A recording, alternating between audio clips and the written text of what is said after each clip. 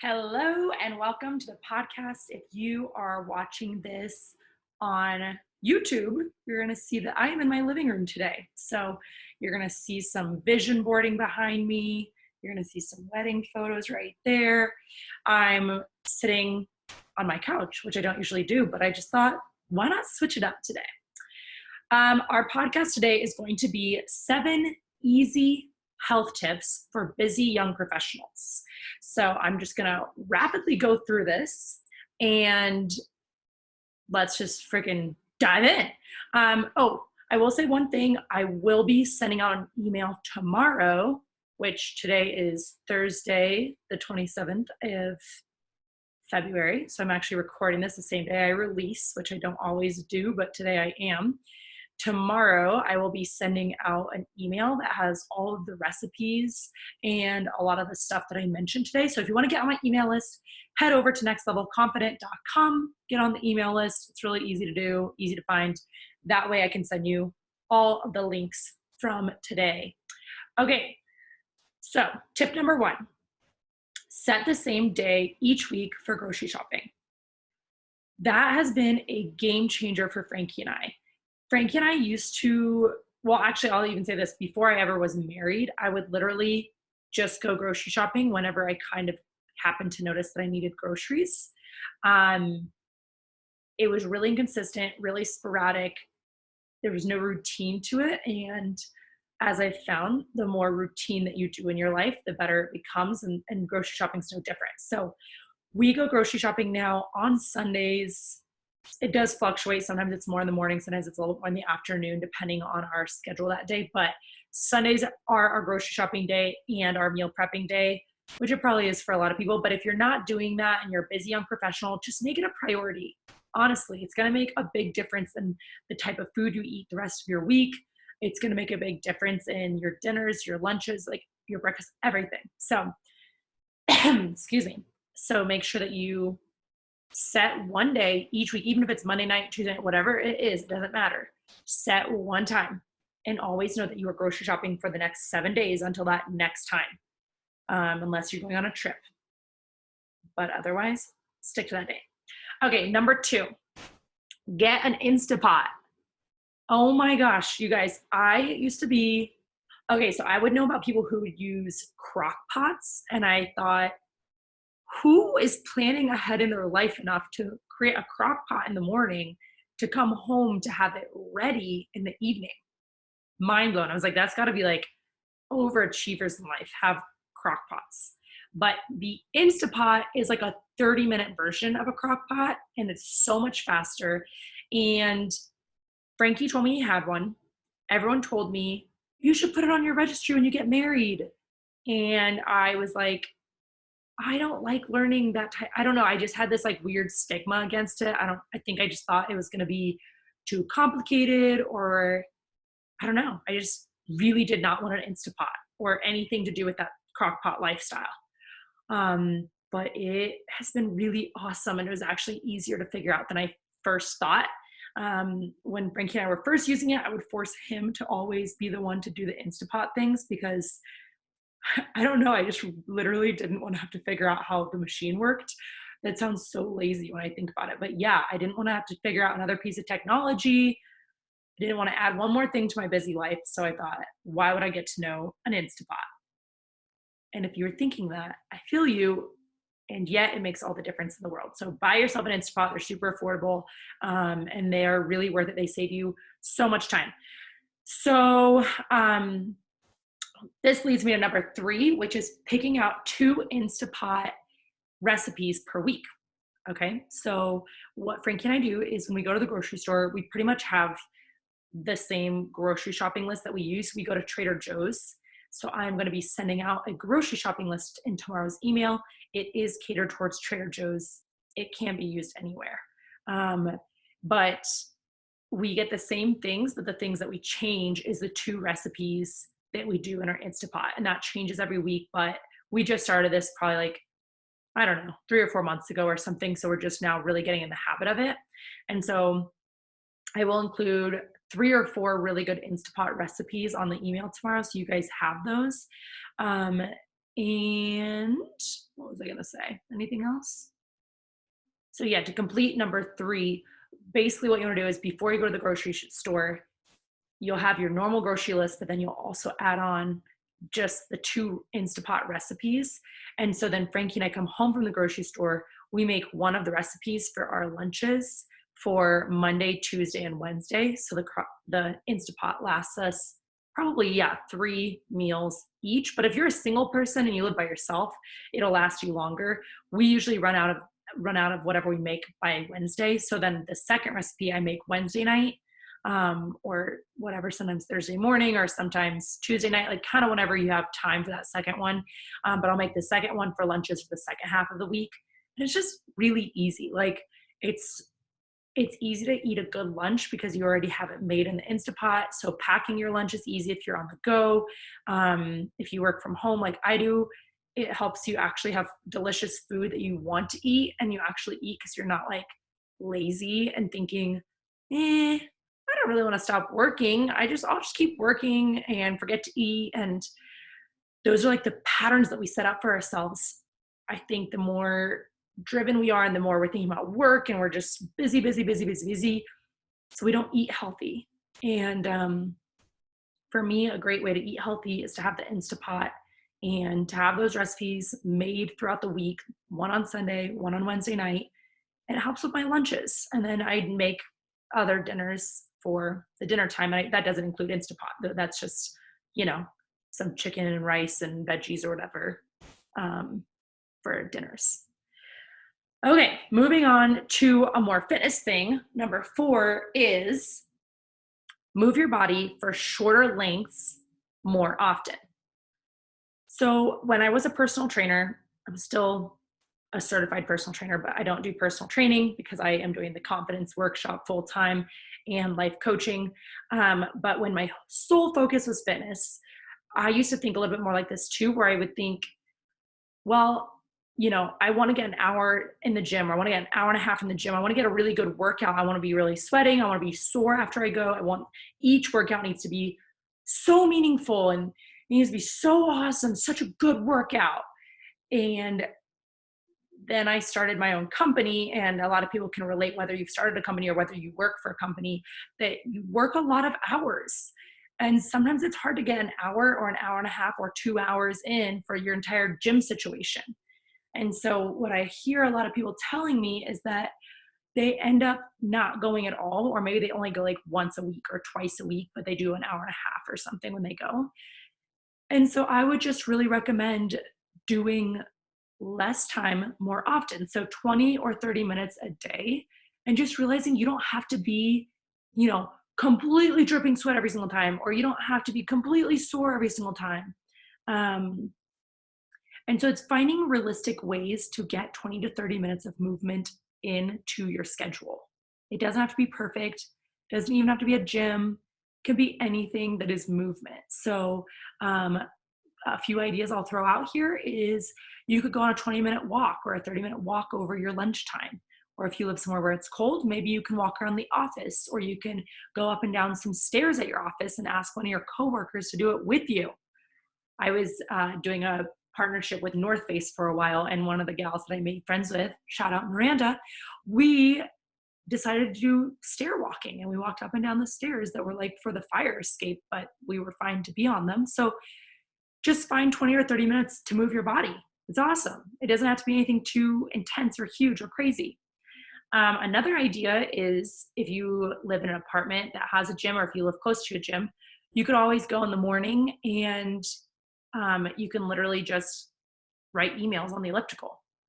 Now, I know that's not like the most, like probably the best workout of your life, but if you're going to go to the office and write emails anyway, and if you have a little bit of flexibility, like just go write emails while you're on the elliptical for those 20 or 30 minutes. It's better than sitting on your butt and writing emails for those 20 to 30 minutes. So that's a great way to start.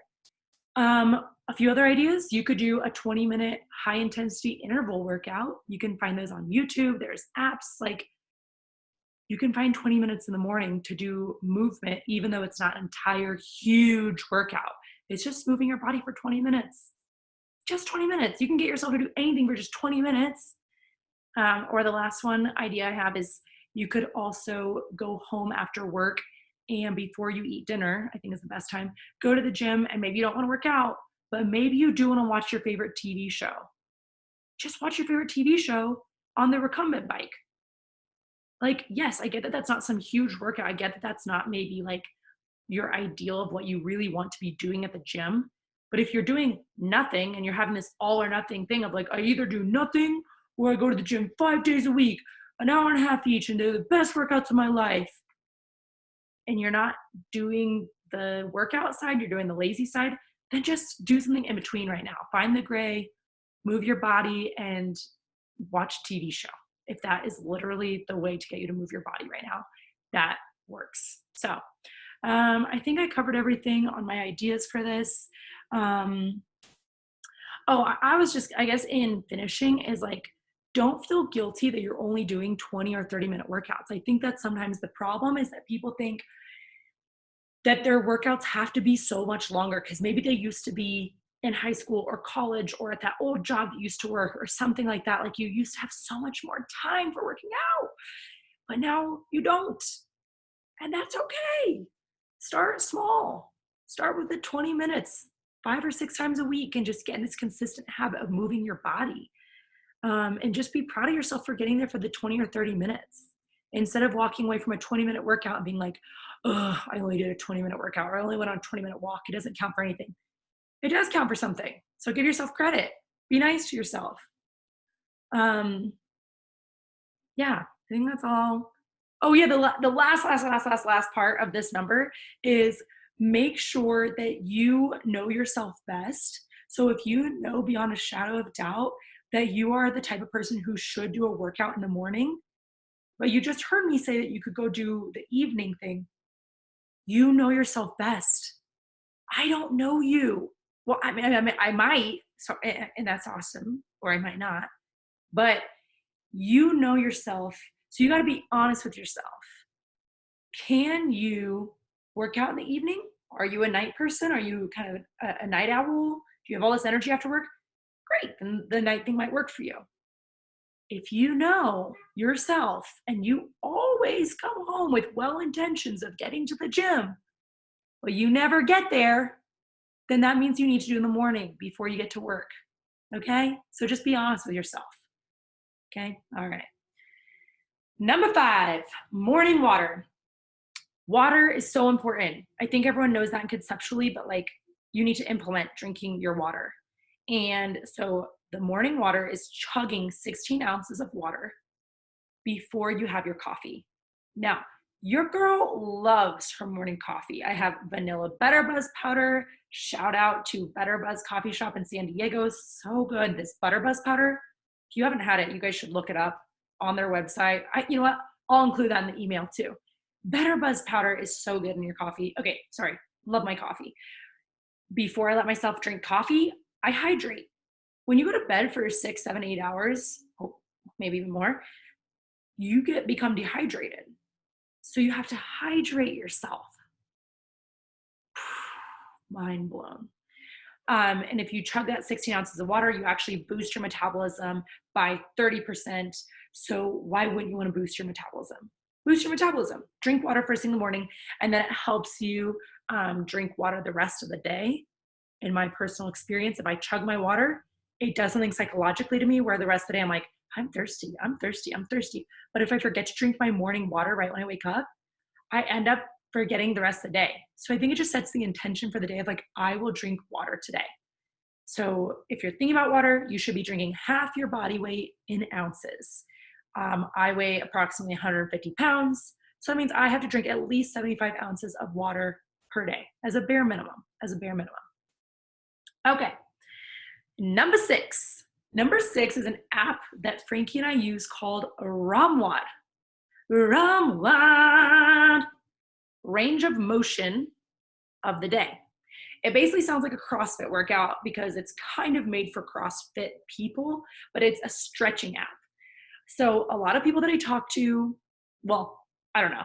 There's like 2 types of people. There's like the person that's like, I love yoga, it's my favorite, it's amazing. And then there's people like, yoga, I don't want to do any of that hippie stuff. That's not really my thing. I love yoga personally. It's amazing. But sometimes it's hard to do like all the yogas and all the workouts and do all the work and all the everything, right? So Ramwad is an app where they give you 14 minutes of stretching. It's not even yoga, it's just stretching. So you hold a position for like 2 or 3 minutes each. And it's been helping with my back problems a lot. Um, and when I don't do it, then my back hurts again. So I know that this stretching, it stretches your hips a lot. And a lot of us have tight hips from sitting and being on the computer all day and just typing away, do, do, do, do, do, do. And also because our necks are always like a turtle, you know, they're like falling forward as we type. So stretching for 14 minutes each night has been really helpful for Frankie and I. What we do, this is what I really recommend for you. Get the app. I think it's like 15 or 20 bucks a month. So it's not that much, especially compared to like if you want to compare it to a yoga studio or something, just saying. It's 15 or $20 every single day. The stretches are different. They have got this guy has like nice voice. He's like, hello, everybody. Welcome to your Ramwad. And you're like, thank you, sir. And then the music starts playing. It's like, doo-doo, doo-doo-doo-doo. And you're like, wow, I'm feeling so zen. And then Frankie and I have a diffuser, and we put lavender in the diffuser, and it's like, and it has the crazy lights, like the diffuser changes colors from like blues to orange to red, and like we turn the lights all low with our diffuser lighting. Oh, it's so nice. And we do that as a part of our night routine. I think having a night routine is so important because it helps you sleep better. And a lot of people don't sleep very well because of stress. So if you come up with a good night routine, you're going to be more likely to sleep well. So I would recommend get the Ramwad, get the diffuser and the lavender essential oil, and turn off your phone. That's a big thing. Like, well, okay, Ramwad will be playing on your phone, but don't check your emails during it. Don't check your texts. Don't get on social media. Just be zen for 14 minutes of your life. And then after you do your Ramwad, just go to bed. Don't check your phone. Don't bring stress into your life by looking at texts again or emails again or social media again. Make a decision that what you do is you do Ramwad for 14 minutes of stretching while you're breathing and relaxing. Then you brush your teeth and wash your face, take out your contacts if you're blind like Janelle, and then you get in bed and maybe you even read a book. And then you're going to sleep so much better because you're not putting a screen in front of your face and you're not adding all this activity to your brain. You're just slowing down. So I really recommend that because sleep is very important. And if you have a nice night routine that includes stretching, I think you'll get a better night's sleep. Number 7. Okay. Gosh, I love the number 7. That's why I chose this number. I could probably tell you fun tips for health all day long, but this is just 7 because 7 is the best number. 7, get off your phone in the morning and in the night.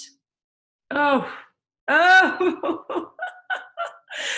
I have a chain and it goes from my wrist to my phone. How am I supposed to get off of my phone? It can be done. I promise. I put my phone on airplane mode before I go to bed at night, and I do not use my phone for the first hour of every day. I don't check emails. I don't check texts. I don't check social media. I have all notifications on my phone turned off all the time. Literally, the only way my screen can ever brighten on my phone is if a phone call comes in. And people don't call me very often because I don't do phone calls unless it's like a sales call or a client call. But like there aren't just random people calling unless it's a sales call or like what are the telemarketers? I don't know. The people who are all scammy and stuff. Those are the main phone calls that light me up. Not light me up in a positive way, but light me up meaning the phone screen lit up. Wow, struggling. Okay. So I would challenge you to, even the first 15 or 20 minutes of your day, don't look at your phone. Imagine what it would be like to just have an alarm that goes off, whether that is your phone or is an alarm. If you can't just not look at your phone, imagine what it might be like to just a little yawn and a little Okay, open up the curtains. What a beautiful day to be alive. And you just go to the bathroom and you brush your teeth, and then you go chug that 16 ounces of water, and you just breathe, and you're like, wow, I'm in control of my life. I don't need to look at my phone the moment I wake up and the moment I go to bed and the moment at lunch and every spare moment I have in my freaking life putting a screen in front of my face. I know, mind blowing. So here's my big thing. Looking at your phone on a regular basis causes stress. Whether you want to believe it or not, I will tell you it is true. There are studies to show that we are the most stressed out nation. A lot of it is because of our work, and it's because of the social. It's email, it's every, I don't know, like you just have access to a billion things on your phone and your computer all the time. So what happens is when you have chronic stress and poorly managed stress, that ends up leading to elevated cortisol levels. Cortisol is the stress hormone, and hormonal imbalances that can cause weight gain. And you guys get this. I was just reading an article right before getting on here. A lot of times, stress weight gain happens in the midsection specifically. Yeah. Like everyone's always like, I don't know, my midsection. So it's just like this low belly area right down here. I don't know why. It's so weird. It's like my weight is always down there. Probably some of it is stress. Not saying your food and your water and your sleep and your exercise don't matter, they do, and your stress levels matter. So if I could give you one last healthy tip, is set some sort of rule in place for yourself about what your relationship is like with your phone. So whether that is 15 or 20 minutes of no phone at the beginning of the day, and then maybe you'll start to love it, and then you'll push it to 30 minutes, and you can push it to an hour like I do, and feel amazing because you're like, wow, I literally don't even want to look at my phone because I just am so zen right now, relaxing, doing me with my coffee and my journaling in the morning. Like, just do things that relax you more so that you aren't so stressed and uptight. And then also in the evening, like I said, do it after you do your stretching ROM WOD, because I really think it makes a difference. And you know what? Try it. Just try it. And if you hate it, and if you don't think that being off your phone has made you any more peaceful or any more calm, then don't never do it again. Okay. But I feel like I would almost bet my entire life that you will feel better if you set some boundaries around when you use your phone, when you look at all your things, when you look at all your notifications. Just get used to putting the phone away for a little bit every morning and a little bit every night. And think about just chilling, just old fashioned chilling. I don't know. I think it's really great. So, those right there are my 7 easy health tips for any busy professional. So, email's going out tomorrow. Head on over to my website, nextlevelconfident.com. Get on the email list so I can send you this email. If you're listening to this later in the game, which I'm sure you will be, still get on my email list and shoot me an email. Say, hey girl, I want to know everything that you had mentioned on that podcast, because I need to know those Instapot recipes, and I want to know your grocery shopping list, and like that one app that you talked about. What was that app called again? Reach out to me. Yo girl is off of Instagram for the next 40 days for Lent. So I am only available via basically email or LinkedIn message. So that's where your girl's at these days. Wow, what a professional. What a professional. Why did I say that? I don't know why I said that. Time to go. You guys rock. Thank you for listening. Have an amazing rest of your day. Be sure to implement at least one of these 7 things, if not all of them. Do not allow analysis paralysis to stop you from taking action on this, because I promise you, even if you took action on one thing you listened to today, it would be worth it. Okay, bye.